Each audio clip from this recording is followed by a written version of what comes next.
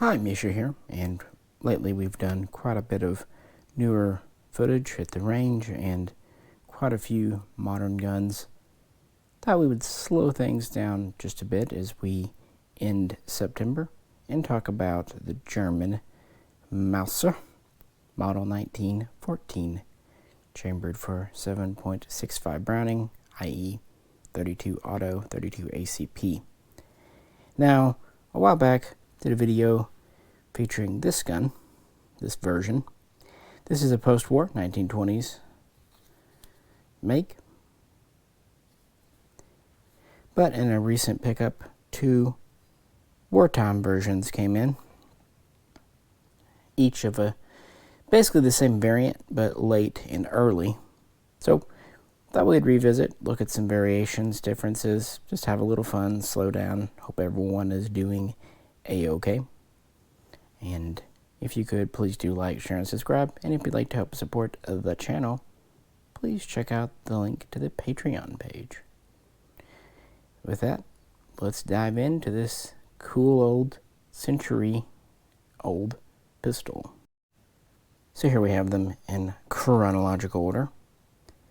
And by today's standards, this is a pretty standard single action only striker fired pistol for a relatively weak cartridge by today's standards. But at the early 20th century, both 6.35 25 and 7.65 32 were new introductions thanks to Browning. For example, his 1900 and later the 1903s and the 1910. So this was kind of the best thing going at the time for pocket guns, and certainly a step up from 22 long rifle or 22 short. Now, around 1907, Mauser considered getting into the market. This was early days. And in 1908, they looked at doing a 32 caliber, and even in 1909, they looked at doing a 9mm, 9x19 Parabellum because of the recent adoption of the P08 Luger. But these really didn't go anywhere, and they led to the new model, starting off as the 1910, which was in 6.35. Now, they weren't going to stop there. In fact, they had desires to make a whole family of pistols. So in 1912, prototype work was well underway on a 7.65 32 caliber version. And in 1913, it was first announced in various flyers and catalogs, and Mauser was promising it would be on the market by January of 1914. As it happened, very few were built and turned out before World War I broke out that summer. But we would get a few variants out of it. First, though, let's talk about the features of this pistol. Now, the main designer, engineer at Mauser in Oberndorf was a gentleman named Joseph Nickel. And he would go on to design other guns, but his fingerprints are all over this. It is a single action only. It feeds from an 8-round standard detaching mag. Now, when there's not a mag in, or you're on an empty, it holds back. But notice there's no slide release at all, and it doesn't slingshot forward. That's because when you put the mag in, it closes. Kind of a slick design. And from there, you have a striker. You can see the tail sticking out the back, I hope, and a single action trigger. The safety is also quite interesting. There's a button here and a lever here. Press down on the lever to engage the safety. Press the button to let it spring back up. Anyone who owns a Czech VZ27 is probably familiar with this. And that's because the VZ27 is actually based on a later nickel design. Otherwise, it's a pretty straightforward pistol by modern standards, but that magazine system is pretty interesting even today. Mag catch on the bottom, non-drop free. And very few of these, and they were very late production, had lanyard loops. It's about just a hair over 6 inches long, weighs about 20 ounces, so not terribly heavy, and quite a short barrel. Most would have a blued finish, although there were some factory nickel guns, at least in theory. What else to say about it? Up here, there's a disassembly catch. Press it in, rotate this, but we'll do disassembly later. But that's our basic design there. Let's talk about variants and military service. Here is the earliest one, but it's not the earliest variant. Like I said, they were hoping to have these on the market by the very beginning of 1914, but as it happened, very few would be built before war was fully under swing. The first 3,000, 3,500 were the so-called Humpback Variants, and basically they had more machining done on the slide that reduced the weight by a few grams. But very quickly, this was eliminated because it wasn't worthwhile. I also think maybe having a little extra mass on the slide was probably a positive thing for cycling. So they would go to the second variant, which was not a humpback. Now, these would have a nice rust-blued finish with fire-blued little parts. And they would have a nickel-bodied magazine. And most would have wood grips, although some can be found with kind of hard rubber type grips. Because this was originally a commercial gun, but of course militaries would, soon step in. This is considered an early variant in the wartime commercial line. Still has very nice fit and finish. Early style markings. And these would start off around serial number 13,500. So we had about 3,000, 3,500 of the first style, and then about 10,000 of the second variant. And with this, we would go to the first wartime variant. And really, the wartime production would run up to about serial number 290,000, with some variants within, meaning that the bulk of production was just that. They were about 276,000 in this run from 1914 up through 1918, but it wouldn't be the final variant. These are still very high quality.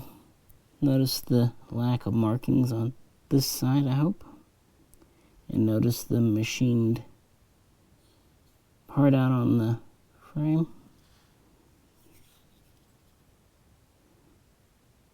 And the markings on this side.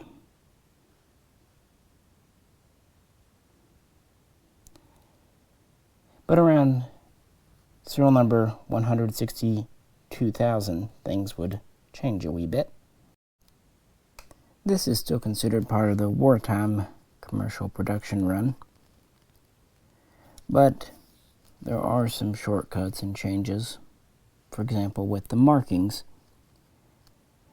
they would eventually do away with the banner logo, but added an additional marking of Mauser 765, and they would go to a different way of striking the markings, just a little more wartime expedient. And they still kept a high quality blue, but just a little bit more haste.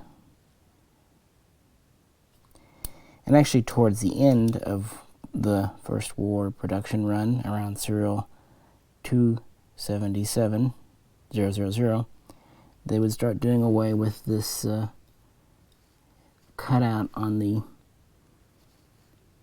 frame. And there would be various magazine variants, things like that, and lots of little changes. We still have the ramp style front sight, all that good stuff. So not a lot of difference there, and production would continue throughout the war until Armistice in November 1918. About 100,000 of these would go to the German military, with the remainder being commercial production for export for private purchase by officers. This was just one of many pistols, including the Walter Model 4, that were in German as well as Austro-Hungarian and other service. A good, dependable little gun. And high quality.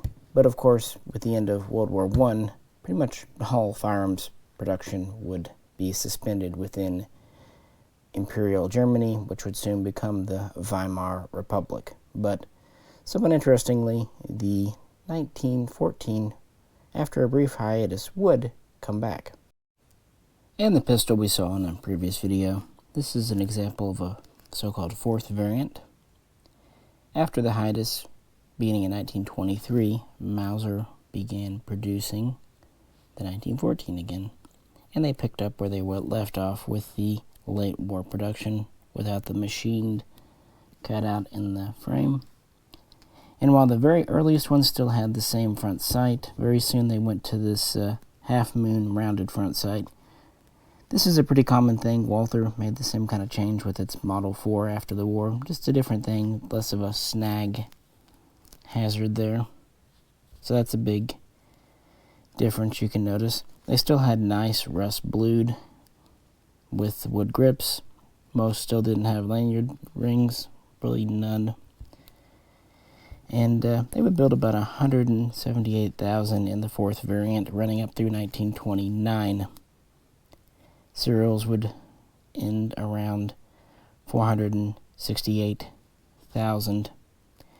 Interestingly, right towards the end of production, around 460,000, 461,000, they would switch from the rust blue finish to the faster, easier, cheaper salt blued finish. Still attractive. They would also change up the markings on the slide a bit. And that would kind of lead us into the 1934 types. Mechanically, still the same though. And these were actually the first versions, the fourth variant, to be offered outside of Germany. In fact, they were mostly built for export. They would be imported into the USA under the Stoger brand, up in New York, and be sold around the world, including a large number actually going to Japan. So it's actually very possible to find a Japanese proof from Tokyo, 1914. Speaking of proofs, for World War I production, there would be a military acceptance stamp right in front of the front sight. Very small little marking. And sometimes there would also be a unit marking, property marking on the front strap of the frame. But of course the markings would be different in the Weimar Republic. Even if some of these did go to the police, they would not have World War I style markings. So let's end by talking about the transition over to the 1934 and a few tidbits about the magazine. From this point in the story, I don't have an example to show you, so it's just me rambling.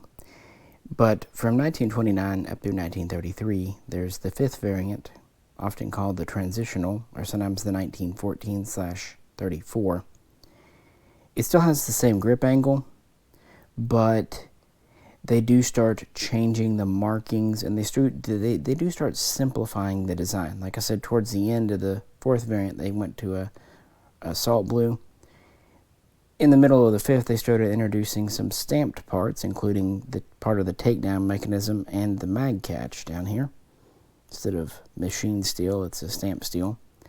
They also changed the way they marked the caliber, and they eventually added a similar depression, but different from this one here, to put the serial number in, just a little faster and easier. And they would do these from about, well, where the other ones left off, serial 468,000 up to about 526,000. So under 60,000 in this transitional period over about 4 years. And that would lead us to the 6th variant, more commonly known as the Mauser 1934, and it introduced a more curved back strap. And some of the guns would have a lanyard pin with black grips, usually for police. That's the story anyway. And these would run through the end up to serial number 617,000, give or take, ending in 1941, although there was another brief run using leftover parts in 1942. And then they would, of course, go over to the HSC full-time. That was this gun's replacement, which I've talked about in previous videos as well. The 1934 and the transitionals are quite interesting because they did see some military use. About 8,000 went to the Kriegsmarine, and about 23,000 to the Army, and a few thousand to the Luftwaffe, plus a few thousand were ordered by police. And you start to see Nazi markings, Waffen-Amps, of course, in 1938, give or take, about the time they would appear on other guns. So it's a whole run. We don't really know exactly how many were made because these were intercut with the 1910s and other productions. But if you kind of include them all, about a million, give or take. 1914, 1910, 1934. Again, the only major real difference was they reshaped the grip and the strap and all that. Well, we talked about the variants in the pistols. There are several variants in the magazines, although nominally they're all interchangeable from beginning to end. But you might find fitment issues between pistols because, these were made at a time when not everything was straight interchangeable. The original mag patterns had 3 long witness holes on the left side and a machined follower and a more or less squared off base plate. Markings would change a bit over time. This one has the Mauser barrel on it.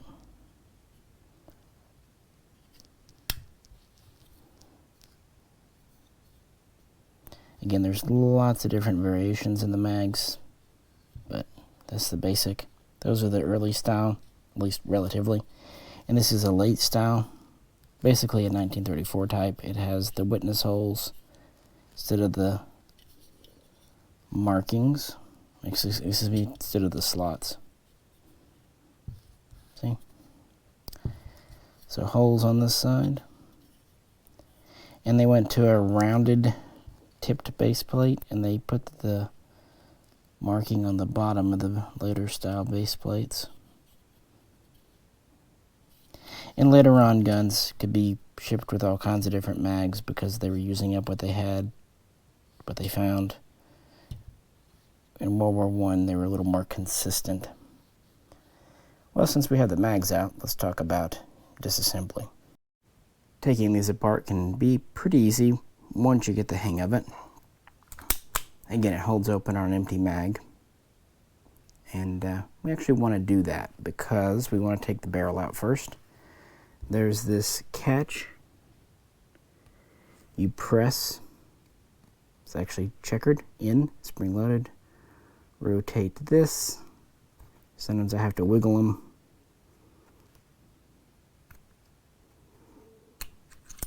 Like that.